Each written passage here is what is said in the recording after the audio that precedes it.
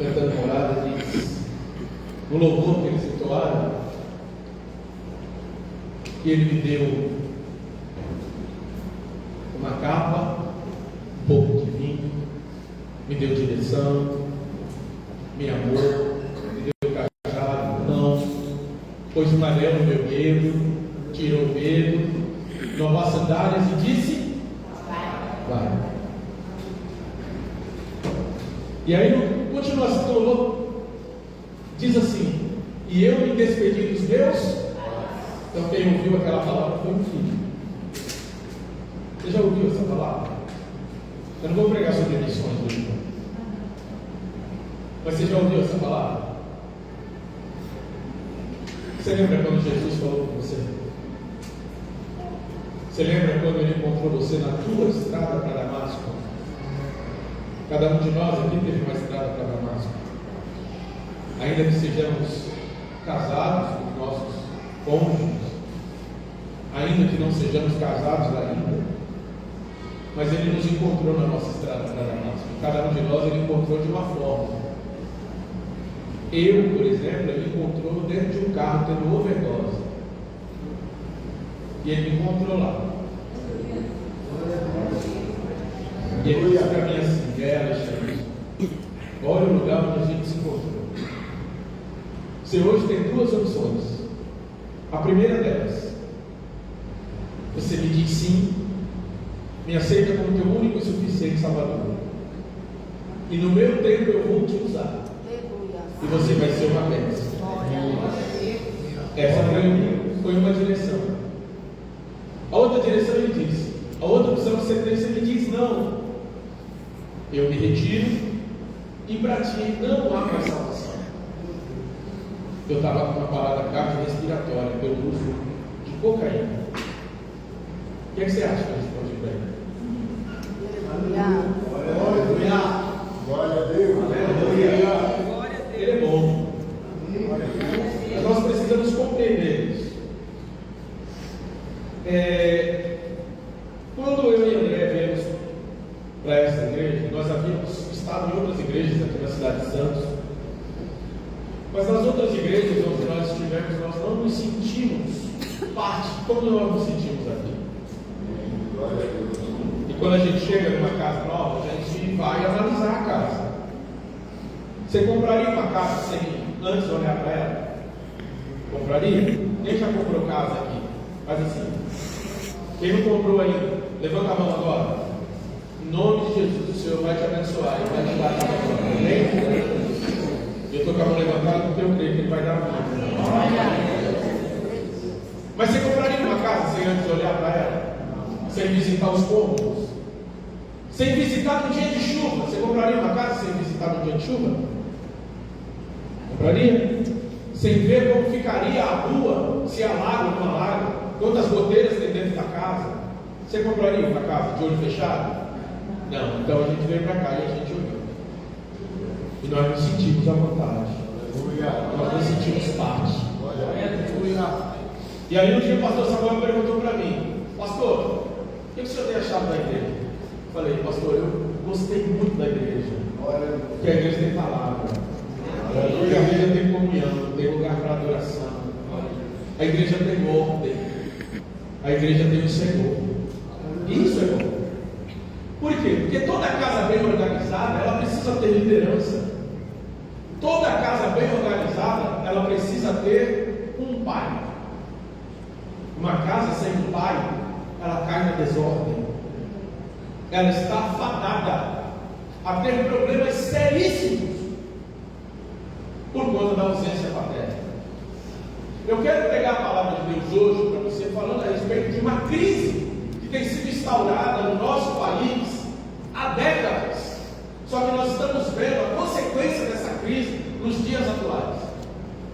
E que crise é essa, pastor? É crise política?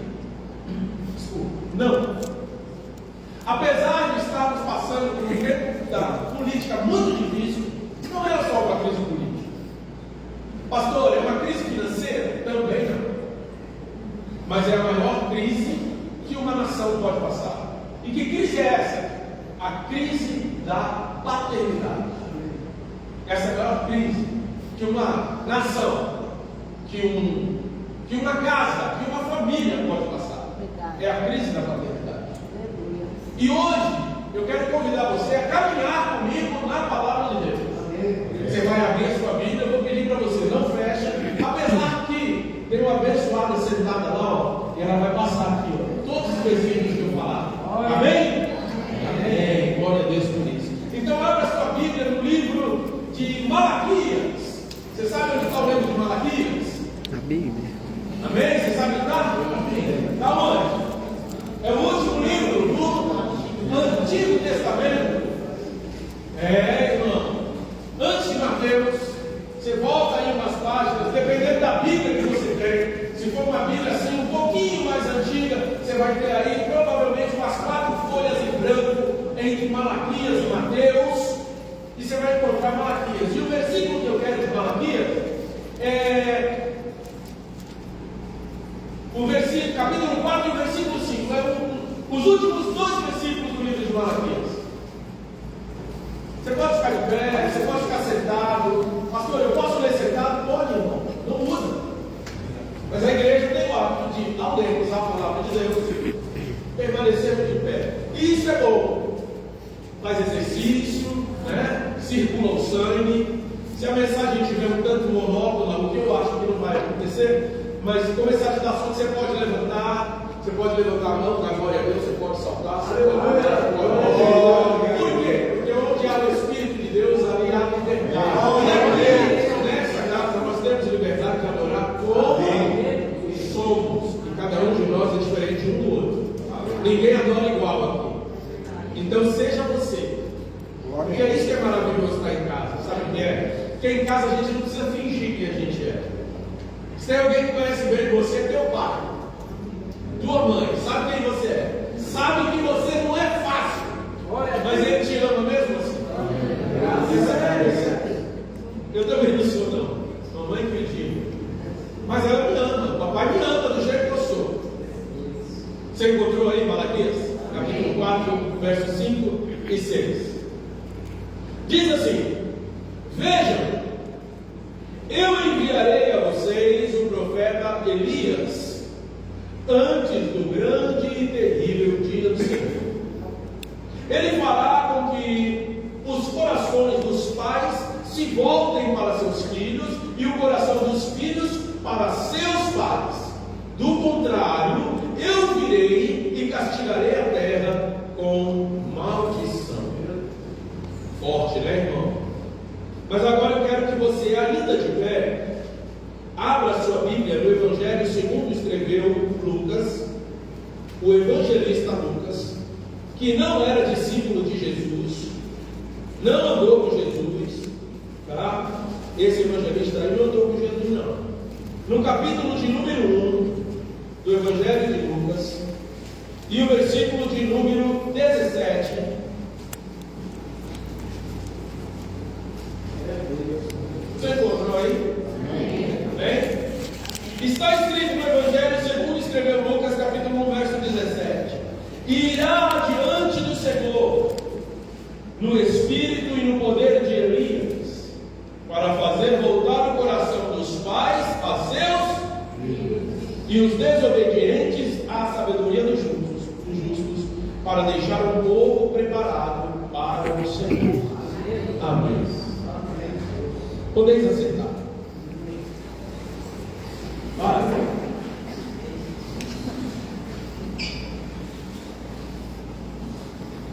Eu quero agradecer pela tua presença. Nós temos ouvido o Senhor falar conosco nesta manhã. Os louvores que aqui foram entoados falam a respeito do teu caráter, do teu amor. Que o Senhor nos dá direção, que o Senhor nos ama. E mesmo quando não tínhamos nada para oferecer, o Senhor entregou tudo por nós. O Senhor nos deu Jesus. Senhor, a mensagem que o Senhor colocou no meu coração, eu quero pedir que da maneira que o Senhor falou ao meu coração, o Senhor fala no coração dos meus irmãos, teus filhos que estão aqui nesta manhã. Senhor, nós precisamos voltar o nosso coração a Ti. Nós precisamos voltar os nossos corações aos nossos filhos, para que eles possam voltar o coração deles para nós, para que a nossa nação seja curada dessa enfermidade, dessa chaga mortal que ataca diretamente a tua paternidade. Senhor, eu te louvo pela oportunidade. Fala aos corações de cada um nessa noite. Em nome de Jesus eu oro. Amém. A Bíblia é um livro maravilhoso. É um livro que nos traz muito conhecimento. É um livro que nos desperta e fala a respeito do Pai Celestial, fala a respeito de Deus, nos dá a conhecer Deus. Não existe possibilidade de nós termos uma transformação de mente sem a palavra de Deus. Não existe a possibilidade. Veja que Deus, quando a nação de Israel, aquela família com 72 almas entra no Egito, depois de 430 anos se torna uma grande nação. E aquela grande nação que era escrava foi alvo da misericórdia de Deus. Deus já havia falado o que ia fazer. E aquela nação foi alvo da misericórdia de Deus. E aquela nação que havia passado 430 anos no cativeiro, o Senhor enviou um libertador que tirou aquela nação do cativeiro, tirou aquela nação da escravidão, tirou geograficamente o povo do Egito, que era o lugar onde o povo estava cativo, e levou para uma terra maravilhosa. Mas o incrível da situação é que mesmo Deus tirando, através de Moisés, o povo da escravidão do Egito, mesmo o povo saindo daquele lugar de prisão e sendo levado para um lugar de liberdade, aquilo que havia sido colocado, introjetado dentro do povo no cativeiro, demorou muito tempo para ser tirado. Mesmo Deus tirando o povo do cativeiro, era necessário. Mesmo Deus tirando o povo do Egito, era necessário tirar o Egito de dentro do povo. E isso é mais difícil. Porque geograficamente, para eu mover uma pessoa, é muito fácil. Seria muito fácil eu chegar aqui e fazer assim com o Vitor. Tirar o Vitor dali e pôr o Vitor aqui. Não é fácil. Mesmo que ele não quisesse levantar e vir, daria um pouquinho mais de trabalho, mas ele ia conseguir tirar. Por quê? Porque eu sou mais pesado que o Vitor. Então a tendência é o quê? Tem mais massa para mover, menos massa. A tendência seria, se ele não for lutador de jiu-jitsu ou artes marciais, vou colocar assim, porque senão a gente toma uma peia. Pode sentar lá, tá? Obrigado. Se não fosse assim, seria muito fácil eu mover. Mas eu mudar o que tem dentro da cabeça do Vitor exige muito trabalho. E para que essa metanoia, essa transformação acontecesse na mente do povo, foi necessário o Senhor dar a palavra através de Moisés. Então Deus chamou Moisés e disse: sobe aqui. E os louvores disse: eu não vou mandar você subir, Moisés, eu é que vou subir. Não foi isso que foi cantado? Foi ou não foi? Eu vou subir o monte. Onde muitos desistiram, eu vou subir, porque eu quero saber o que tem lá para mim. Aleluia. Muitas das vezes a gente fica com medo de subir, que a gente acha que o Pai vai rejeitar a gente, que a gente não anda fazendo as coisas direito. E aí a gente fala: eu não vou subir porque ele vai ficar bravo. Quando na verdade, o que você tem feito não é novidade, meu Pai. Você não vai conseguir pegar Deus desprevenido. Sem medo. Glória a Deus. Ele sabe o que você anda fazendo. E mesmo sabendo o que você anda fazendo, Ele te ama. Glória a Deus. Sabe por quê? Porque você é filho. E filho não precisa fazer nada para ser amado. Ele só precisa ser filho. Quem tem filho aqui? Levanta a mão. dia que teu filho faz bastante raiva pra você? Aí tem uns pais que falam assim pra mim: pastor, meus filhos nunca fizeram raiva. Eu falei: tá bom. Mas sabe aquele dia que ele faz bastante raiva? E tem casos, tem dias assim que você precisa, ó. É. E aí você põe ele para dormir, aí ele vai dormir. E quando ele vai dormir, você pode dar azedo. Antes de você ir para a sua cama, você passa lá na porta do carro, toca no interruptor, acende a luz e dá uma olhada. Quando os filhos são bem novinhos, a mãe dá vai lá e põe a mão perto do nariz, deixa eu ver se está respirando. É, bem isso. Aí você vai lá, olha, vê se tem mosquito. Dependendo do lugar, não choca. Espanta o mosquito. Está tudo certo? Se tiver frio, você cobre. Se tiver calor, liga o ventilador, o ar-condicionado. E aqui em Santos não faz calor. Mas você deixa ele muito à vontade para que ele tenha uma boa noite de sono. Não é assim. Mas te fez raiva o dia inteiro. E você teve todo esse cuidado. Por quê?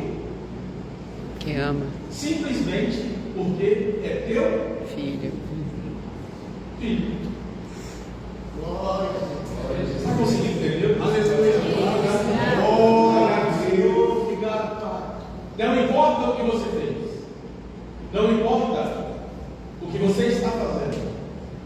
Eu não estou dizendo que Deus não vai lhe corrigir. Mas eu quero dizer que Ele te ama. Amém. Os dois textos que eu li têm uma distância de aproximadamente 400 anos.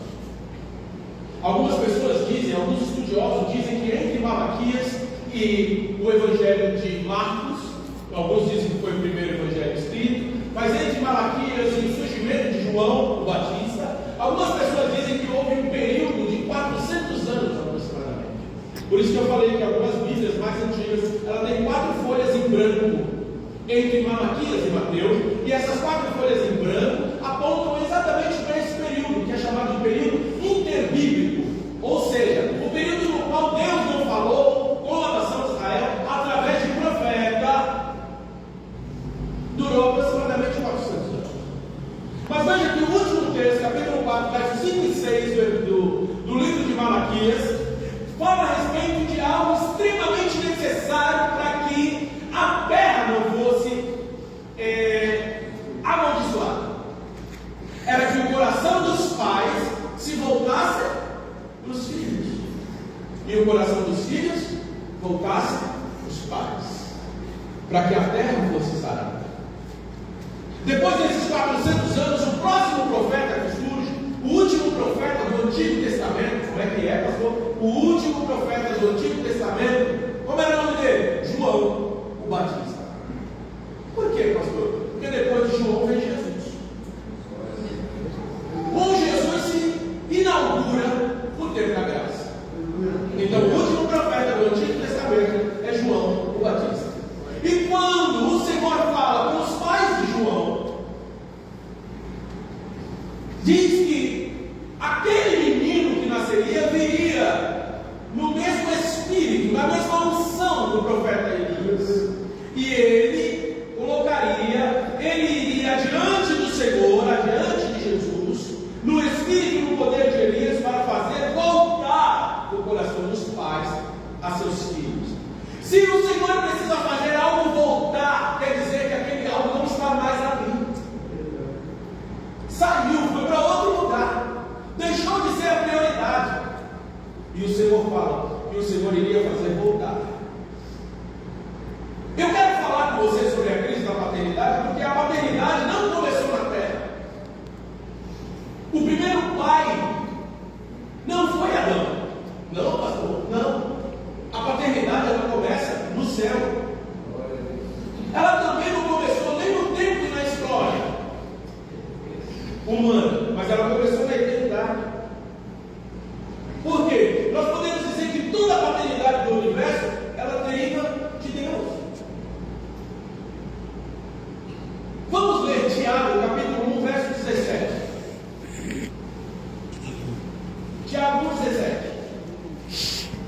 Toda boa dádiva e todo dom perfeito vem do alto, descendo de quem? Pai. Aqui, irmãos, ó. Eu sei que você está com a Bíblia ali, isso é bom. O dom perfeito vem do alto, descendo de quem? Pai. Em quem não há mudança e nem sombra de variação. Esse é o Pai da eternidade. Está escrito em Isaías, capítulo 9, versículo 6. O reconhecimento da paternidade bíblica é o fim da crise existencial do ser humano. Nós vivemos um tempo na nossa nação, eu não vou falar de outras, porque eu poderia, mas o tempo não me permite. Nós vivemos um tempo em nossa nação em que a prioridade é tirar Deus do cenário. Existem escolas no Brasil onde você não pode pegar a Bíblia e mesmo no momento do intervalo chamar outros amigos para ler um versículo e fazer uma oração. Isso aconteceu numa escola na região sul, onde um jovem cheio de Deus, no momento do intervalo, pegou a Bíblia e começou a falar com os amigos que estavam junto com ele, e na oração, e os pais desse aluno foram chamados à escola, e o aluno ele recebeu uma advertência porque ele estava fazendo sectarismo religioso. O diretor da escola disse que o Estado é laico e aquele jovem não poderia fazer aquilo. É uma compreensão inadequada da laicidade do Estado. No Brasil, tem se buscado tirar Deus do cenário. Por quê? Porque se Deus sair do cenário, os homens podem viver e fazer como quiserem. E o que é falado hoje em dia, vinculado através dos meios de comunicação em nossa nação, é a seguinte frase: se te faz bem, não tem problema nenhum. Isso é o que a gente chama de hedonismo. É a vontade de aquilo que me faz bem, aquilo que sacia minha alma, isso é o que me rege, porque não existe verdade absoluta. Peraí, se não existe verdade absoluta, essa fala é uma mentira. Então ela não pode ser tida como absoluta, porque não existe verdade absoluta. Só que a palavra de Deus diz que a palavra, está escrito que a palavra do Senhor é a verdade. Aleluia. Glória a Deus. É o caminho. Que é a vida. Ele é a verdade. Mas se eu tiro do sistema aquele que é o padrão aferidor da medida, aquele que é o padrão moral, aquele que determina o certo e o errado, o bom e o mal, o justo e o injusto, se eu tiro ele do cenário, tudo se torna relativo. E aquilo que é relativo não tem nada que possa determinar se é certo ou se é errado. Então a paternidade de Deus tem sido atacada constantemente em nossa nação. O mundo vive uma crise de ver Deus como Pai, porque a imagem do Pai terreno ela vem sendo distorcida. Os nossos filhos, quando nascem, você sabe a partir de que idade ele vai começar a ter uma compreensão de Deus? Depois dos 3, 4 anos de idade.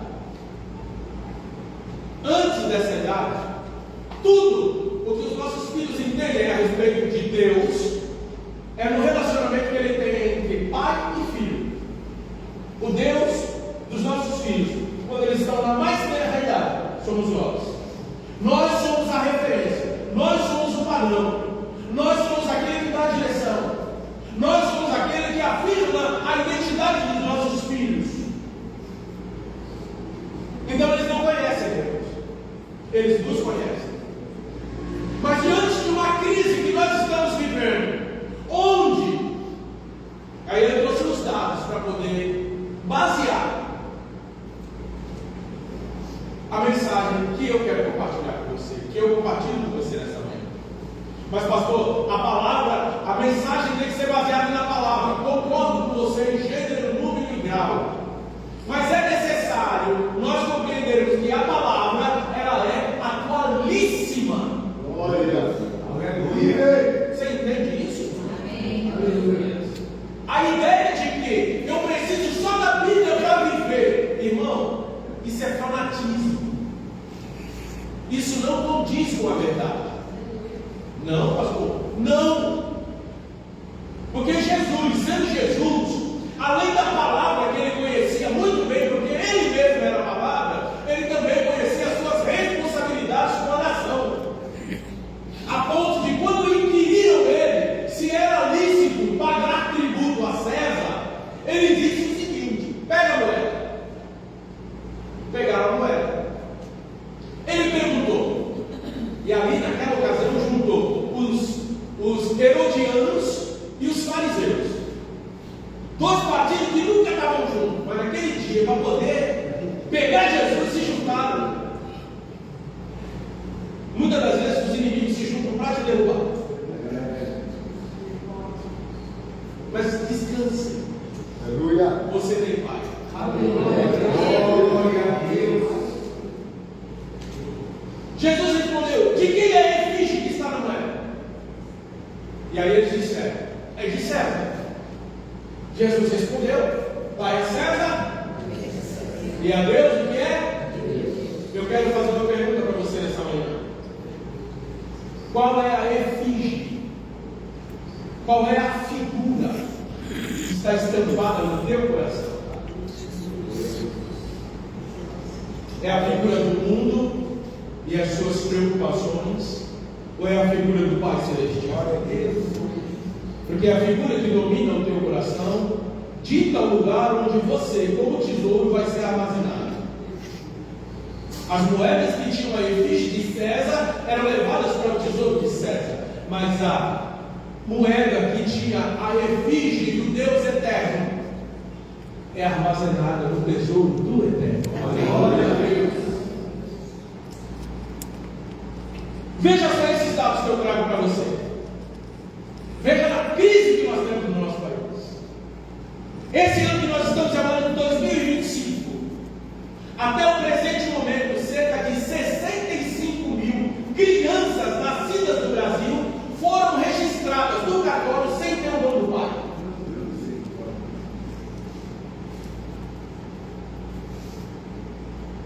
65 mil crianças órfãs de pai. Assusta, né? Vamos mais longe? Você me acompanha? Uma outra análise do portal da transparência do registro civil aponta quase também 65 mil. Dentre 1.508.000 nascimentos, 65 mil desse ano, 2025. Não é para duplicar, não, é só para confirmar. 65 mil crianças sem nome de pai no registro de nascimento. No ano passado, 2024, 91 mil crianças foram registradas sem o nome de pai na certidão de nascimento.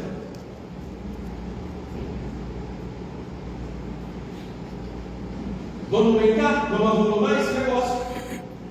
Se nós formos falar no acumulado desde 2016, nós vamos falar de 1.200.000 crianças sem registro, sem o nome de pai no registro de nascimento. Esse para cá. Mas pensa em todos os adultos antes de 2016 que foram registrados sem o nome de pai no registro de nascimento. Mais de 40% de nossa nação, Brasil, é uma nação de órfãos, porque não tem o nome de pai no registro de nascimento. E não é porque esses pais morreram, é porque eles simplesmente não quiseram assumir a responsabilidade da paternidade. Isso é uma crise. Dentre nós que estamos aqui hoje, com certeza existe entre nós alguém que não foi registrado com o nome de pai na certidão de nascimento. E esse irmão, essa irmã, sabe muito bem o quanto dói e a falta que fez. E alguns nem têm ideia da falta que fez. Sabe por quê? Eu vou compartilhar com você. A criança sem o nome de pai no registro de nascimento, ela pode sofrer de graves consequências psicológicas. Como, por exemplo, baixa autoestima,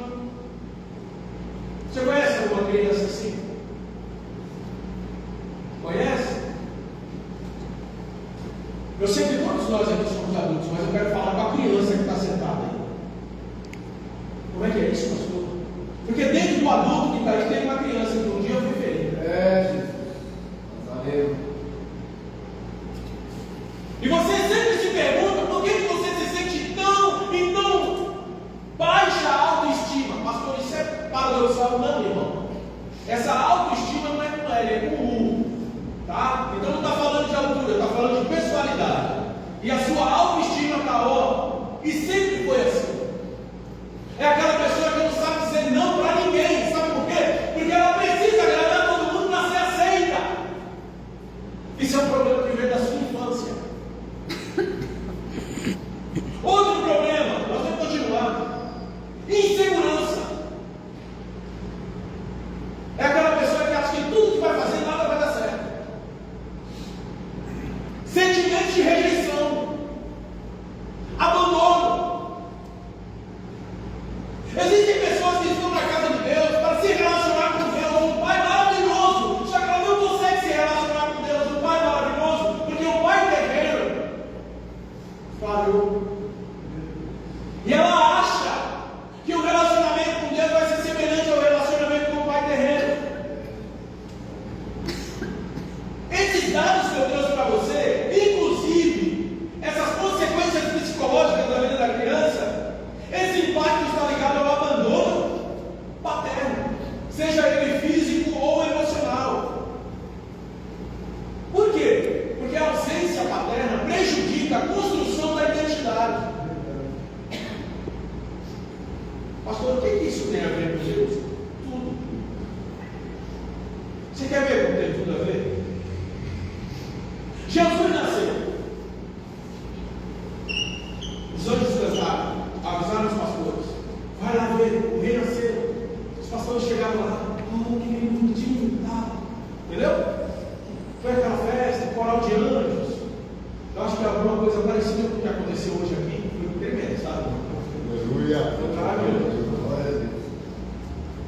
Passaram-se 30 anos, Jesus aparece, quem está lá no Jordão batizando? Ô, Batista, e aí, primo, beleza? Não, Jesus não fez assim. Mas era primo dele. Chegou lá. Eu vim ser batizado. João falou, não, como é que eu seja batizado por quem vem a mim? Ele disse, vamos fazer assim para cumprir toda a lei, por hora. É isso que está escrito. Eu só estou parafraseando, mas é isso que está escrito. Tá? João batizou Jesus. Quando João pega Jesus e ó, naquele caldão, Jesus levanta, a Bíblia está escrito que o céu se abriu. Aleluia. Aleluia. E ouviu-se, depois do Espírito Santo descer em forma corpórea, como que de pomba. É assim que está escrito. Ouviu-se uma voz que disse: Este é o meu filho amado, em quem eu tenho prazer.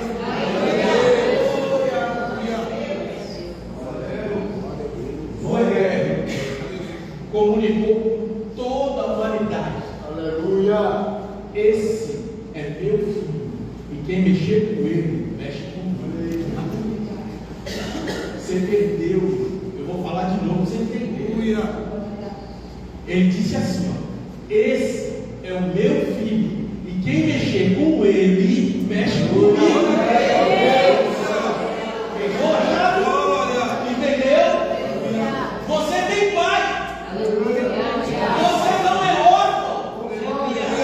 Você tem pai. Quem mexer com você. Aleluia. Vamos para a briga com o teu pai. O pai afirmou a identidade de Jesus. Meu filho, acabou. Não tem mais prosa. Não interessa o que vão te falar. Eu estou te dizendo, você é meu filho. Ponto. Acabou a conversa. O pai falou uma vez na ocasião do batismo. Depois ele vai falar outras vezes. Mas naquela ocasião do batismo ele falou uma vez.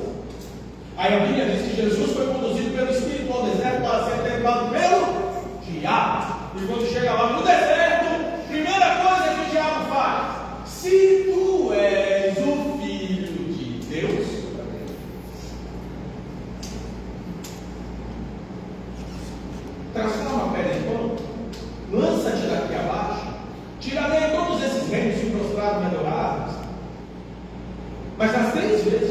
se tu és o Filho. Jesus tinha ouvido do Pai, tu és. E o diabo vem querer colocar dúvida naquilo que Deus já falou para você, que é uma verdade absoluta, e ninguém vai mudar. Tu és meu filho. Aleluia. Jesus sabia, por quê? Porque o Pai havia afirmado a identidade dele. Ainda que viessem os doutrinadores dos vários movimentos LGBTistas, petistas e outros istas que tem por aí, ainda que eles chegassem e falassem para Jesus: mas você não é assim, a masculinidade ela é uma construção, você pode ser diferente, entendeu? Ele ia dizer: rapa fora, meu pai disse, eu sou menino, eu sou filho, ou então, meu pai me falou que eu sou a princesa dele e acabou. Você é, não que as pessoas dizem que você é. Você é aquilo que o teu pai diz que você é. Porque o teu pai sabe reunir você. Ele te conhece tão bem. Glória a Deus. Conhece mesmo. Aleluia. Que quando você quer contar uma história diferente, eu não vou dizer que você quer mentir, porque crente não mente. Amém? Amém. Pai da mentira é o porta-louca. Mas você quer contar uma prosa diferente? Teu pai olha para você, ou tua mãe olha para você e diz assim: conta melhor essa história. Então você vai lembrar que você era criança. Aí você vai lá e você conta aquela história. Aí ela fala assim: agora me conta a verdade. Só de olhar para você, ela dá aquela estreada, está com 13 matos. Não é assim? Vou falar de mim, posso falar só um tantinho de mim? Bem curtinho. Quando eu era jovem, eu tinha um problema sério, eu falava dormindo. E minha mãe, Dona Zézia, Maria José, Dona Zézia, ela sabia demais, gente. Ela sabia que eu falava comigo. Aí ela, com malandragem, essa malandragem que eu estou falando, essa é uma coisa boa, tá? O que eu quero dizer. Ela, com malandragem, ela sentava na beirada da minha cama e ela começava a conversar comigo. E eu dormindo, falava tudo. Até hoje. Mas como é que foi Até isso? hoje. Como é que tu foi? Eu fui para o lugar. E como é que aconteceu? Aconteceu assim, assim, assim. E você fez o quê? E na maior ideia comigo, eu dormindo, irmão. Aí eu acordava, achando que eu estava tudo. Até hoje é assim. Aí ela chegava para mim e dizia assim: estou sabendo. Eu gelava. Do alto da cabeça na planta do pé. Está sabendo o que? Estou sabendo de onde você foi em tal lugar. Fazia assim. Quando arregala o olho, ela leu todo o restante que faltava.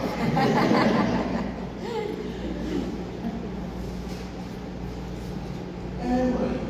Quem falou para a senhora? Pronto. Quem falou para a senhora que eu fui lá? Pronto. Se entregou. Não manejou mesmo. Não, o passarinho me contou. Passarinho gordo, grandão. Eu era maior que isso. E ela começa a relatar os detalhes do que eu tinha feito. Eu falei: minha mãe, ela tem visão de alcance, igual o Supercat. Mas não era. É porque ela me conhecia. E sabia que se sentasse na beira da cama e falasse comigo, eu ia entregar tudo. Só que mais do que a Dona Zézia, ou mais do que a tua mãe e o teu pai, o nosso Pai Celestial sabe tudo o que nós vamos fazer antes de nós fazermos. E ainda assim Ele nos ama. E Ele dá a letra, Ele dá o caminho, Ele dá a direção e fala: não faça, porque vai ter consequência. Mas a gente muitas das vezes quer insistir. Então, a falta da figura paterna na formação de um filho implica em todos esses problemas e muitos outros. Uma pessoa que é órfã de pai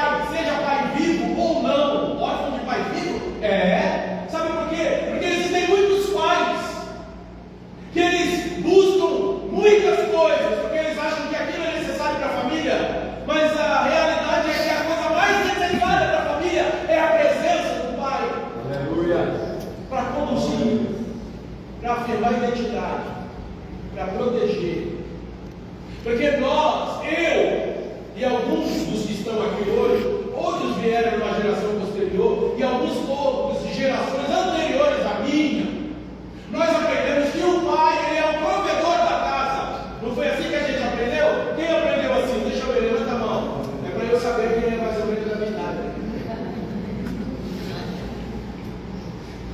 Só que quando fala de provisão, não está falando de provisão só do que comer, beber e vestir. Está falando de provisão sentimento. Está falando de provisão educação. Está falando de provisão caráter. Está falando de provisão ensino. O livro de Provérbios diz: ensina um menino no caminho em que deve andar, e até quando for velho não se desviará dele. Ali não está falando de ensinar a palavra de Deus. Já assustou? Ou já sabia? Já sabia? Ali não é a palavra de Deus que ele está falando. Porque quando a gente vem para a igreja, o filho que foi ensinado na igreja cresce, desvia. Aí a gente fica pensando: onde foi que eu errei? Onde foi que eu pequei? Porque meu filho não quer saber de Jesus. Ele cresceu e ele escolhe. E vai ter consequência. Mas ali está falando do ensino a ser homem, a ser filho, a ter caráter, a ter humildade, a ser íntegro, a ser justo, a ser bom, a ser semelhante a Deus do céu. É muito mais do que ensinar a Bíblia. É essencial e indispensável.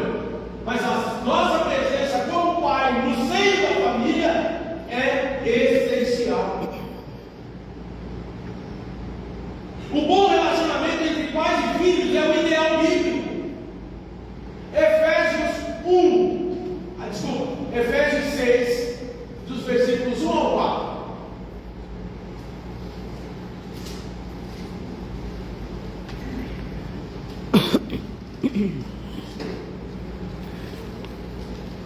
Vós, filhos, sede obedientes a vossos.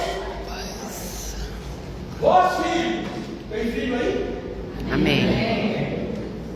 Vós, filhos, sede obedientes a vossos Paz no Senhor, porque isso é justo. Honra a teu pai e a tua mãe, que é o primeiro mandamento com promessa,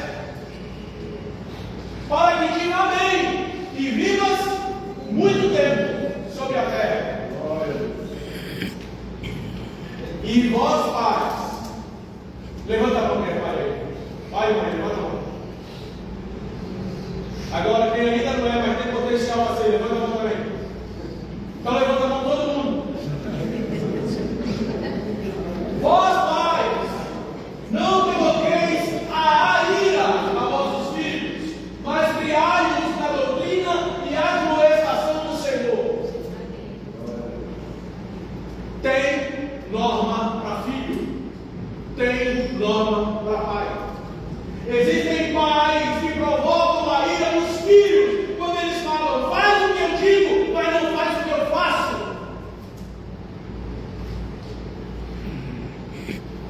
Quando eu falo para o meu filho: faça assim, mas eu sou injusto com ele. Quando eu não amo a minha esposa, eu provoco a ira do meu filho. Você lembra quando você era menino? Você lembra quando você era menino? Você lembra quando alguém falava alguma coisa da sua mãe? Você lembra? O tempo fechava, né? Não fechava? Quando não conseguia na mãe era uma pedrada, era, não era? Minha mãe não. Não é assim? Mas eu, como pai, posso provocar a ira dos meus filhos. Quando eu deixo de amar a minha esposa como Cristo amou a igreja e assim mesmo se entregou por ela. Quando eu sou infiel com a minha esposa. Quando eu não honro a aliança que eu fiz com a mulher, da minha mocidade que o Senhor me deu, eu provoco a ira dos meus filhos. Quando os teus filhos olham para o teu casamento, o que eles estão vendo? Qual tem sido o sentimento despertado no coração dos teus filhos, ou no teu coração, quando você vê a atitude dos teus pais? Ah, mas isso é só para o pai, é só o pai que tem que amar. Está escrito que a mulher deve ser submissa ao marido e honrá-lo. Como é que anda as coisas lá na sua casa? Está tudo bem?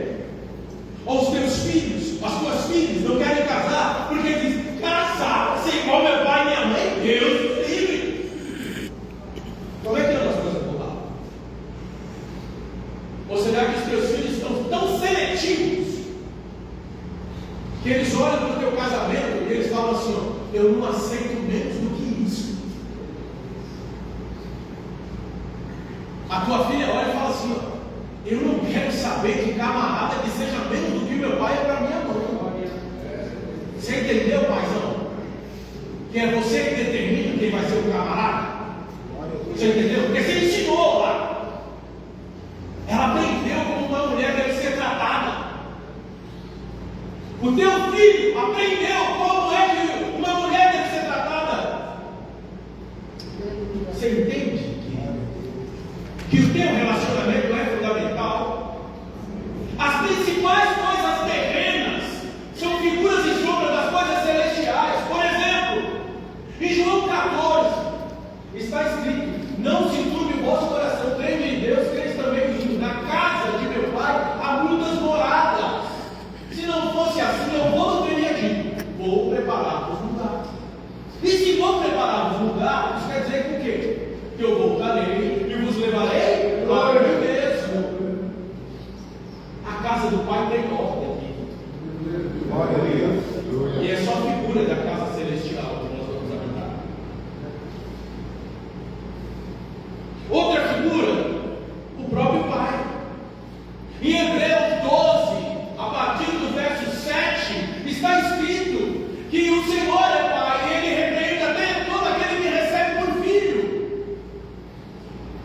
E se nós somos repreendidos, é porque nós somos filhos, porque não há filho que o pai não corrija. Existe correção na tua casa? Ou lá a licenciosidade impera? Irmão, eu sou de um tempo que para namorar não tinha esse negócio, vou dormir na casa da namorada. Primeiro que para eu namorar com a irmã Andréia, eu namorava sentado na frente de casa, irmão. Tinha um banquinho, eu sentava lá com a irmã Andréia, e quando dava a hora, a sogra e o sogro nem saía para chamar. Ele acendia e apagava a luz. Aquele era o sinal, para dentro, e não tinha conversa não. Você está vindo, tem muita gente aí que é no tempo da luz também. Eu sei que tem. Quando a luz piscava, você falava: está na hora, vai embora. Porque senão amanhã ele fala que não pode. E tinha os espertos que ia lá e se enroscava a lâmpada.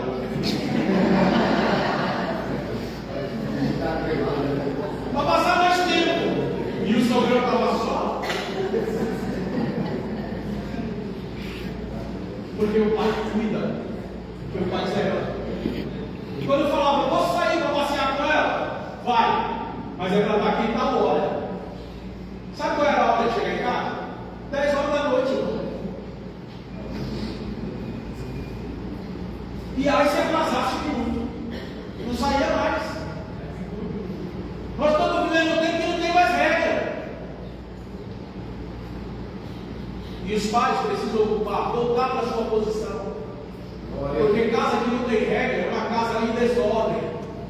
E casa em desordem é casa que não tem líder. Casa que não tem líder, cada um faz o que quer, se forma uma anarquia. E casa dividida contra si mesma não permanece de pé. Quem disse isso? Jesus. Glória a Deus. De forma muito sutil, a figura paterna vai sendo perdida a cada nova geração. Porque os pais estão perdendo sua posição, seu lugar. Antigamente, quando os meninos ainda eram meninos, me perguntavam: você quer ser o que quando crescer? Ele queria ser o que o pai dele era. Hoje em dia, se você pergunta para qualquer menino, ele quer ser jogador, ele quer ser MC, ele quer ser influenciador, ele quer ser qualquer coisa, menos o que o pai dele faz. O pai dele não inspira mais. Ele não sente mais prazer de estar junto com o pai dele, porque o pai está correndo, trabalhando. De manhã ele está dormindo, de manhã ele está dormindo, sai de manhã o filho está dormindo, quando chega está dormindo.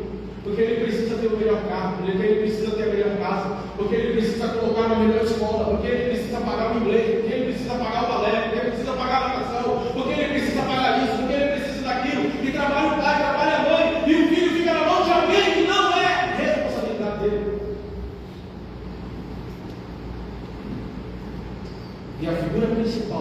mostrar um caminho e vai dizer: vem comigo. Não está lá para dar a mão e falar: vamos, eu vou te mostrar um caminho.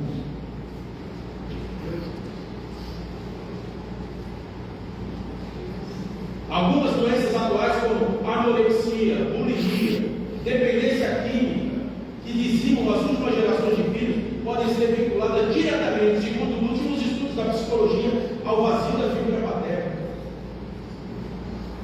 Porque estar privado da figura paterna é estar privado da espinha dorsal da estrutura familiar. Nunca houve uma geração como essa geração que nós estamos vivendo. Com tanto conhecimento, com tanta informação, com tanta facilidade. A geração da emancipação, mas é ao mesmo tempo a geração de filhos sem pai. E esses filhos sem pai não têm desejo de conhecer Deus, porque eles não conheceram os pais que tiveram.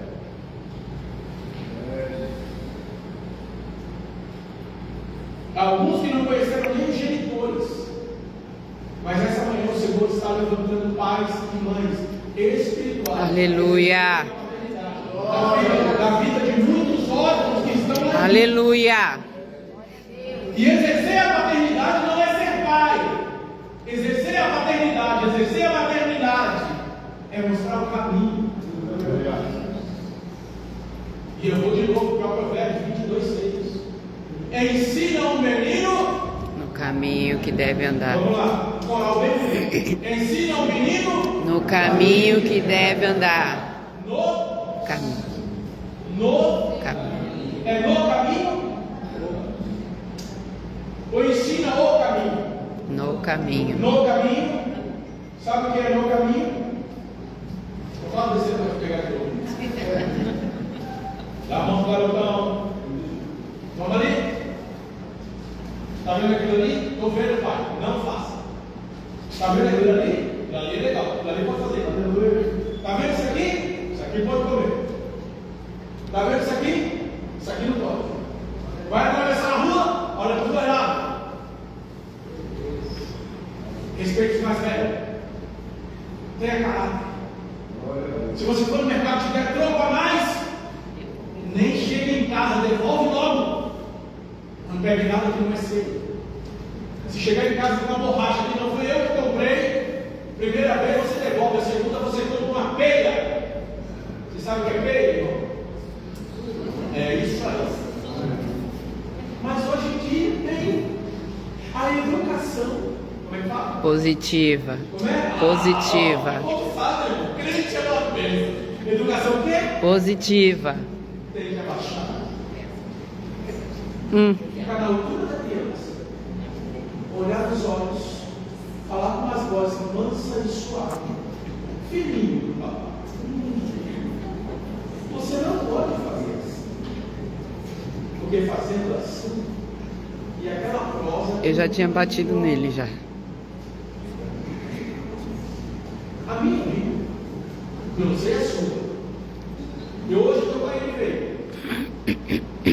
Na minha Bíblia está escrito assim: ó, aquele que retém a vara aborrece seu filho. Na minha Bíblia está escrito. E eu não ia perder a oportunidade. Não ia. Porque quando eu era menino, Dona Zézia botou a varinha para trabalhar.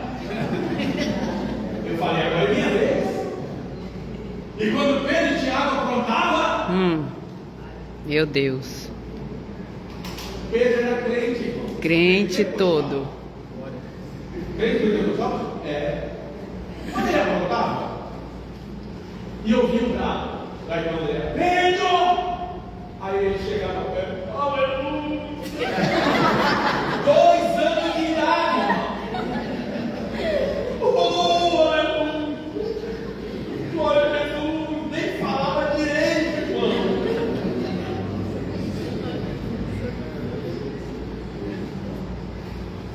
Seu safado! E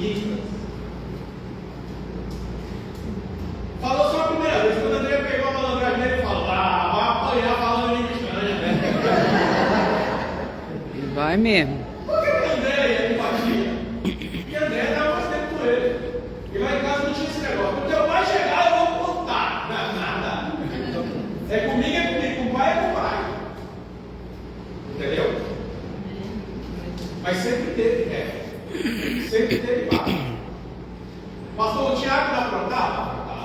Meu Tiago era Deus. simulado. Uhum. Tiago, vem aqui. Quem fez isso? Não sei, papai. Tiago, quem fez isso? Foi o Pedro.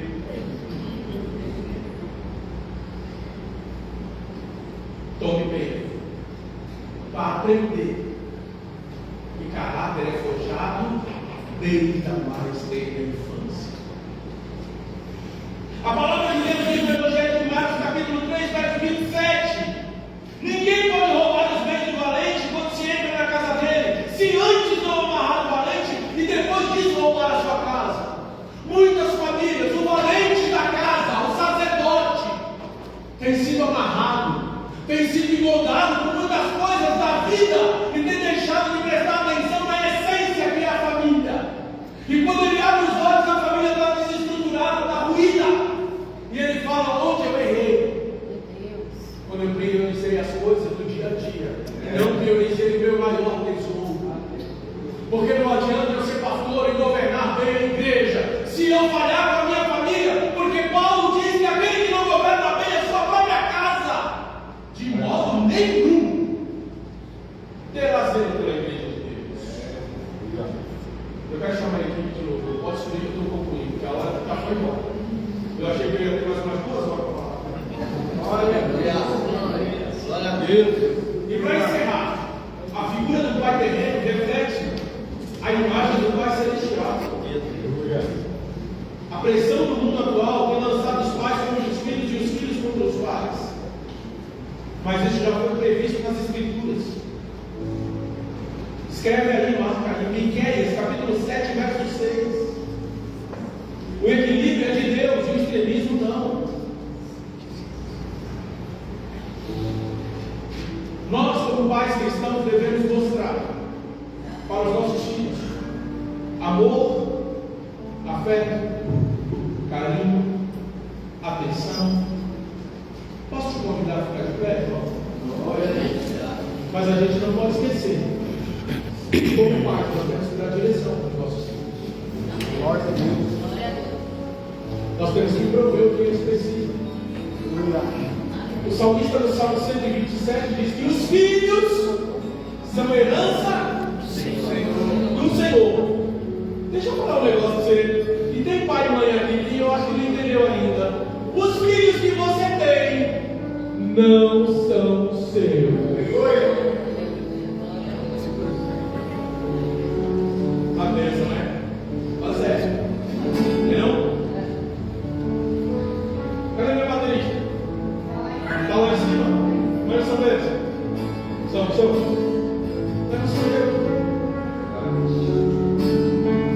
Tem mais alguém com filho aqui? Glória a Deus. Tem? E os teus estão lá em cima também? Os seus estão lá em cima? Os seus estão lá em cima? Está tudo lá em cima, né? Não são de vocês. Tem um tempo. Olha. Aleluia. Aproveite o tempo. É verdade. Cuide com eles. Aleluia. Viva bem com eles. Ensine bem a eles. Porque eles crescem. E daqui a pouco aparece alguém.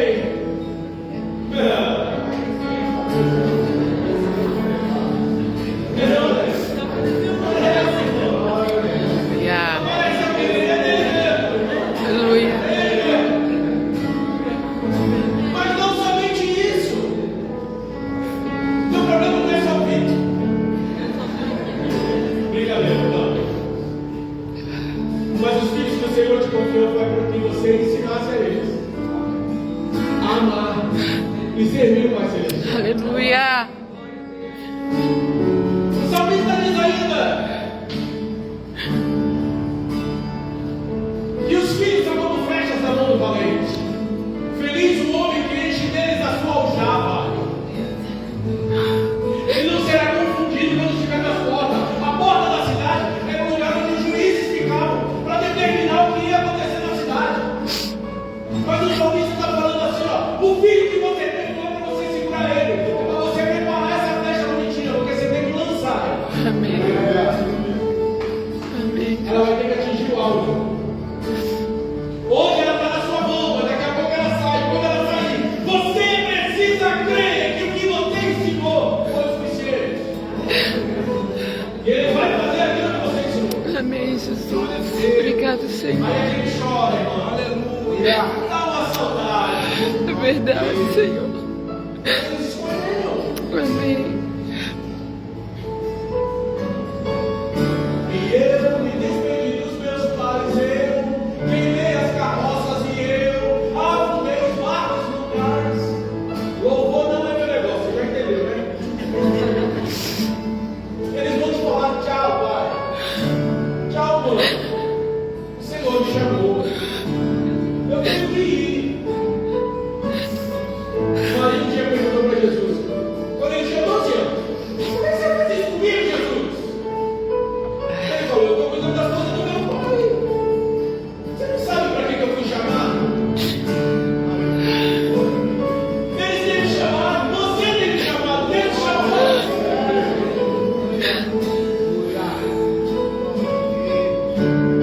Eu quero te convidar a fechar os teus olhos. Aleluia. E agora eu quero que você pense no seu pai.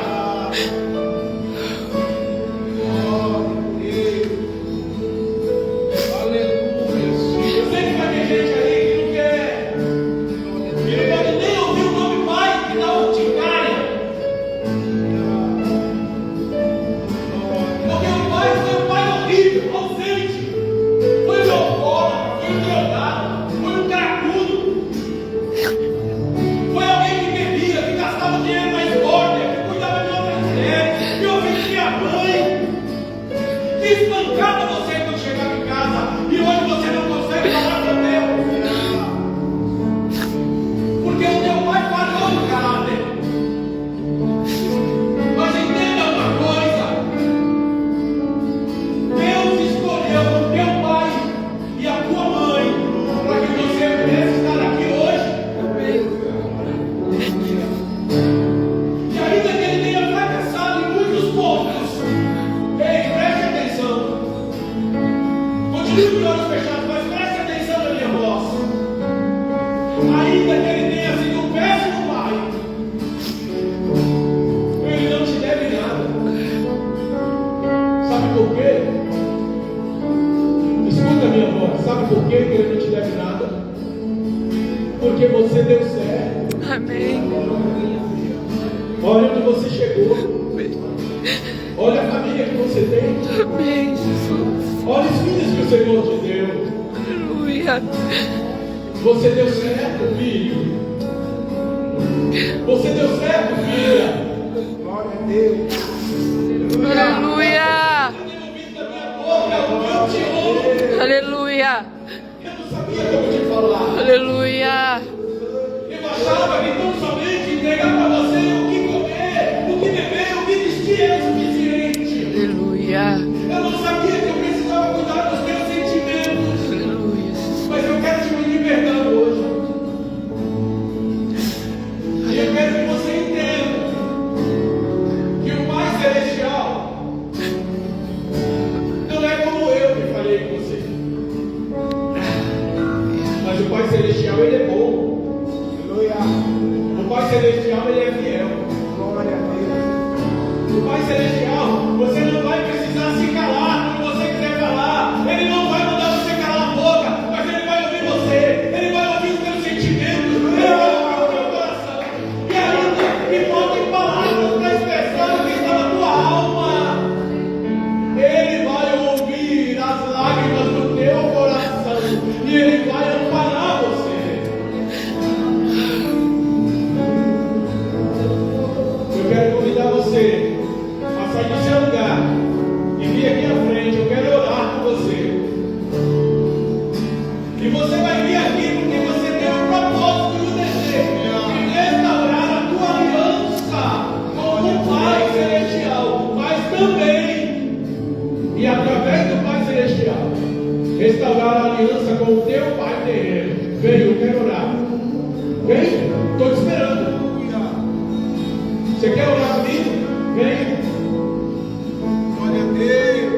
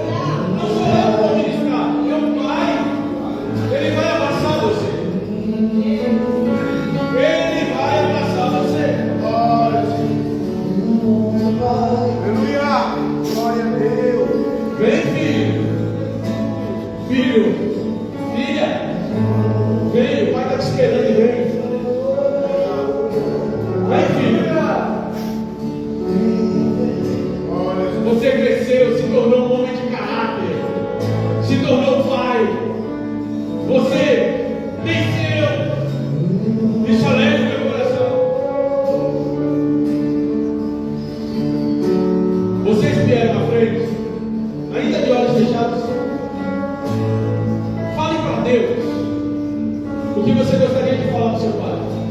Escuto o teu coração, cada batida está chamando meu nome. Qual o teu maior? Sou atraído.